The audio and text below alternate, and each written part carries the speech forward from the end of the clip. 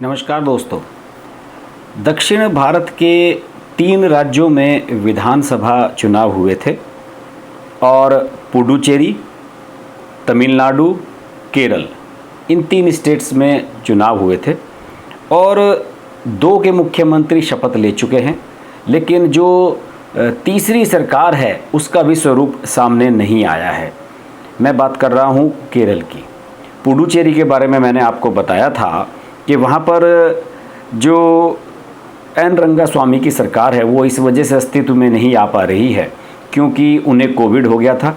वो क्वारंटाइन है, उनका इलाज चल रहा है और उन्हें अस्पताल में भर्ती कराया गया है। हालांकि उन्होंने शपथ ग्रहण कर ली थी। और स्टालिन की जो सरकार है तमिलनाडु में वो फुल फंक्शनिंग में है इस समय।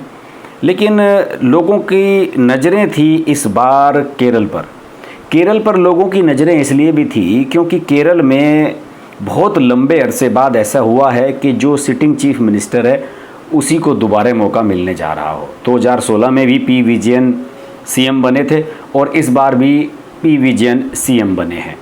तो अब स्थिति ये बन रही है दोस्तों कि पी विजयन को जितना फ्री हैंड वामपंथी दलों ने दे दिया है, एलडीएफ की सरकार बनी है जो लेफ्ट डेमोक्रेटिक फ्रंट है, और जिस तरीके से पी विजयन ने चुनाव कैंपेन चलाया, अपनी मर्जी से सबको टिकट बांटे और जिस तरीके से सारी चीज़ों को हैंडल किया, चुनाव मैनेजमेंट को हैंडल किया और उसके बाद 140 विधानसभा सीटों में से 99 सीटें जीतकर गठबंधन ने सरकार बनाई है, तो उसके बाद अब ये लगने लगा है कि जो वाम दलों का अब देश में वजूद है, प्रदेश की बात नहीं कर रहा हूँ मैं, देश की बात कर रहा हूँ, देश में जो वजूद है वो पी विजयन जैसे नेताओं के दम पर ही चलने वाला है।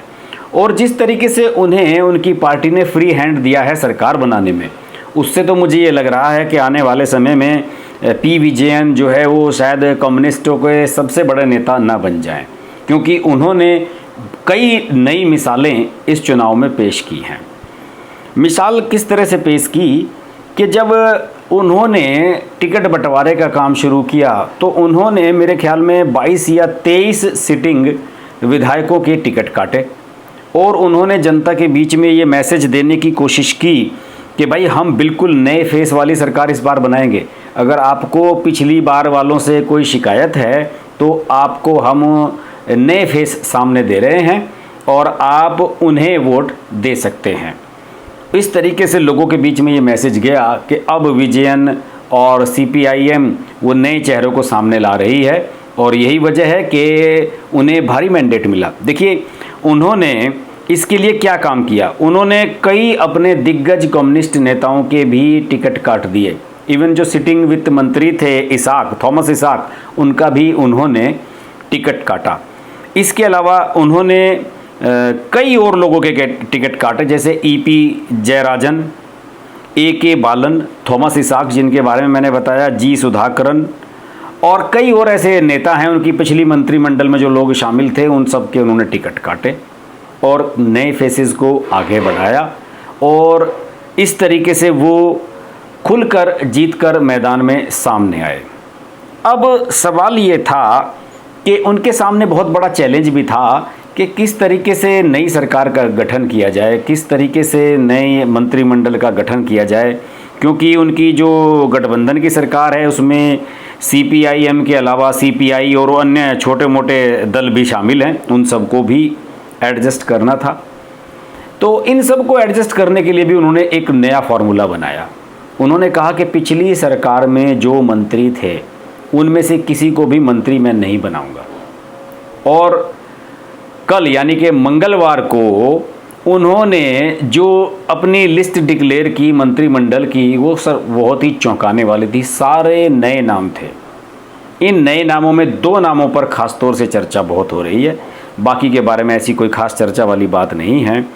एक तो उनके दामाद मोहम्मद रियास जो 44 साल के हैं। मोहम्मद रियास 2020 में 15 जून 2020 को उन्होंने विजयन की बेटी वीणा से शादी की थी और रियास जो हैं वो सीपीआईएम का जो यूथ विंग है उसके राष्ट्रीय अध्यक्ष भी हैं। हालांकि 44 साल के हैं। बीजेपी और कांग्रेस वगैरह में 40 साल 35 साल से ऊपर वालों को युवाओं का अध्यक्ष नहीं बनाया जाता।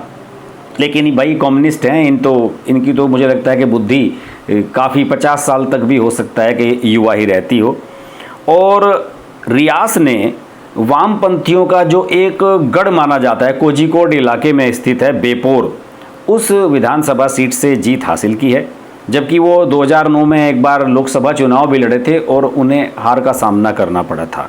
लेकिन वो मुख्यमंत्री के दामाद हैं, नए नए दामाद बने हैं और उन्हें कैबिनेट मिनिस्टर बनाया है विजयन ने। मोहम्मद रियास के नाम पर काफ़ी सवाल उठे हैं और ये भी माना जा रहा है कि इस बार जो मुस्लिम वोटों ने सीपीआईएम के समर्थन में भारी वोटिंग की है, आप सब जानते हैं कि केरल में भारी संख्या में मुस्लिम वोटर हर सीट पर हैं, तो उसे देखते हुए भी उन्होंने अपने दामाद रियास को आगे बढ़ाने का एक अभियान शुरू किया है कि आने वाले समय में उनके बाद पार्टी की कमान हो सकता है कि राज्य में उनके दामाद पर चली जाए। तो इस तरह से उन्होंने अपने दामाद को कैबिनेट मिनिस्टर बनाया है। इस पर किसी को कोई ऐतराज़ नहीं है। ऐतराज़ सिर्फ इस बात पर है, हेल्थ मिनिस्टर जो थी, हेल्थ मिनिस्टर उनकी पिछली जो सरकार थी उसमें के शैलजा हेल्थ मिनिस्टर थी और शैलजा को मंत्रिमंडल में जगह नहीं मिली है। इस पर सवाल उठे हैं।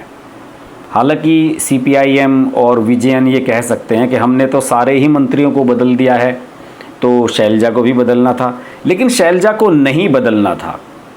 शैलजा को क्यों नहीं बदलना था? शैलजा को इसलिए नहीं बदलना था क्योंकि जब पिछली बार कोविड के दौर में काम चला था और कोविड के दौर में पिछले साल कोविड का दौर चल रहा था और इससे पहले निपाह वायरस ने जो है कहर बरपाया था केरल में, आप जानते होंगे 2-3 साल पहले।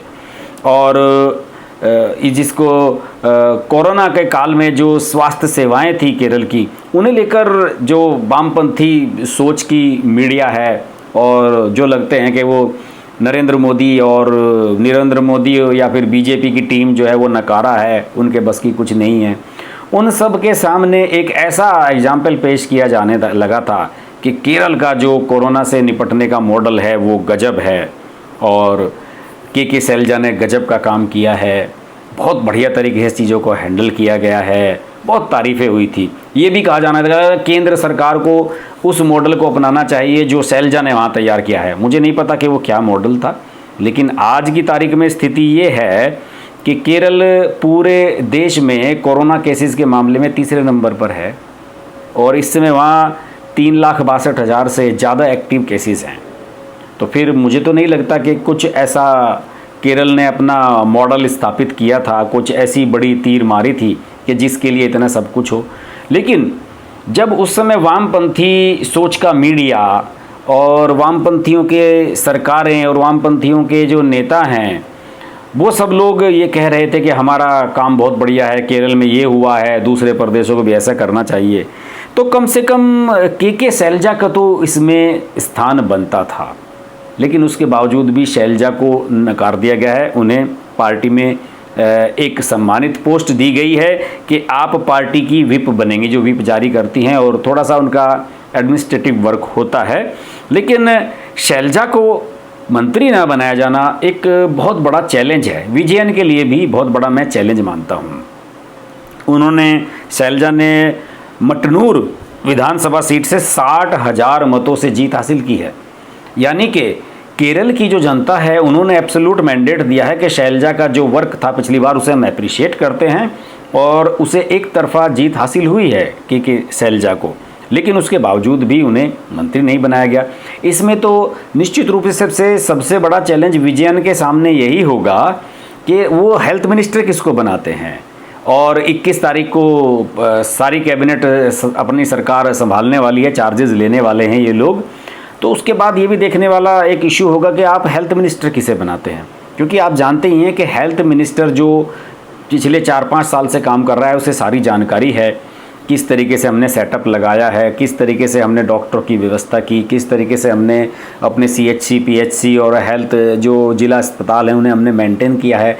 इन सब चीज़ों को लेकर चर्चा होती ही रहती होगी और इससे जो वर्तमान स्वास्थ्य मंत्री हैं उनके दिमाग में एक पूरा खाका तैयार हो जाता है कि हम इस तरीके से अपना सारा काम कर सकते हैं, लोगों से काम ले सकते हैं। लेकिन अब स्वास्थ्य मंत्री को ही उन्होंने बदल दिया है। तो ऐसी स्थिति में तो सारी की सारी दिक्कतें उनके सामने बड़ा चैलेंज खड़ा हो जाएगा कि वो स्वास्थ्य मंत्री किसको बनाते हैं। और इस बात को लेकर बहुत बहस भी हो रही है कि आपने अपने दामाद को तवज्जो दी लेकिन शैलजा को तवज्जो नहीं दी। इसके अलावा नए मंत्रिमंडल में 3 महिलाएं शामिल हैं, डॉक्टर आर बिंदु, चिंचू रानी और वीना जॉर्ज। पिछली बार केवल 2 महिलाएं थी उनके मंत्रिमंडल में। और त्रिशूर की पूर्व मेयर डॉक्टर बिंदु सीपीएम के राज्य सचिव के विजय राघवन की पत्नी है। और मुख्यमंत्री को छोड़कर कुल 20 नए मंत्री हैं, इनमें से 12 माकपा के हैं और 4 भाकपा के हैं। आपको मैं बताऊं कि यहाँ पर स्ट्रेंथ के हिसाब से टोटल 21 मंत्री बनाए जा सकते हैं। और त्रिथला विधायक और पलक्कड़ के पूर्व सांसद एमबी राजेश को विधानसभा अध्यक्ष पद पर नामित किया गया है। और भाकपा के चित्तयम गोप कुमार डिप्टी स्पीकर होंगे। बेपोर निर्वाचन क्षेत्र के, जैसे कि मैंने बताया, मोहम्मद रियाज, उन्होंने 29,000 वोटों से बेपोर में जीत हासिल की थी और उन्हें मंत्रिमंडल में शामिल किया गया है। इन सब लोगों को लेकर चर्चाएं हैं। और अब जो के शैलजा हैं उनकी तुलना जो है सोशल मीडिया पर बहुत लोगों से की जा रही थी, उनकी तारीफ़ की जा रही थी। और KR गौरी अम्मा, सुशीला गोपालन जैसी जो दिग्गज महिला नेता हुई हैं वहाँ की, उनसे उनकी तुलना की जा रही थी। इस बारे में मैं देख रहा था, शशि थरूर का एक ट्वीट आया है केरल से, जो तिरुवनंतपुरम से कांग्रेस के सांसद हैं। हालांकि वो विरोधी दल से आते हैं, लेकिन शशि थरूर ने जो ट्वीट किया है वो मुझे भी पसंद आई उनकी बात। शशि थरूर ने लिखा है ट्वीट में कि शैलजा को केरल कैबिनेट छोड़ते देखकर दुख हो रहा है। उनकी प्रतिष्ठित क्षमता और दक्षता के अलावा मैंने उन्हें हमेशा कोरोना संकट के दौरान स्वास्थ्य मंत्री के रूप में मददगार, उत्तरदायी और सुलभ पाया। उनकी कमी खलेगी। यानी कि आपके विरोधी दल जिसकी तारीफ कर रहे हैं उसे ही आप मंत्री नहीं बना रहे हैं। अलबत्ता अब इस समय जो देश में वामपंथियों का लाल झंडा है वो विजयन के हाथ में आ चुका है। और मुझे लगता है कि वामपंथ दलों में यहाँ पर अब इंडिया में तो कम से कम अब विजयन युग शुरू हो रहा है। सीताराम येचुरी वगैरह को सब भूल जाइए। अब मुझे लगता है कि जो जिस तरीके अब, और इसके अलावा किसी स्टेट में सरकार रही भी नहीं है वामपंथी दलों की, वहाँ 0 हो गए, खाता भी नहीं खुला। पश्चिम बंगाल में ले देकर केरल है और केरल में जो विजयन चाहेंगे वही होगा। देखते हैं आने वाले समय में केरल में किस तरह के चेंजेस विजयन लाते हैं, नया मंत्रिमंडल में चार्जेस किसको मिलते हैं। हम इस पर लगातार नज़र बनाए रखेंगे। और अगर आपको मेरे वीडियोस दोस्तों पसंद आते हैं तो प्लीज़ मेरे चैनल को सब्सक्राइब कर लें।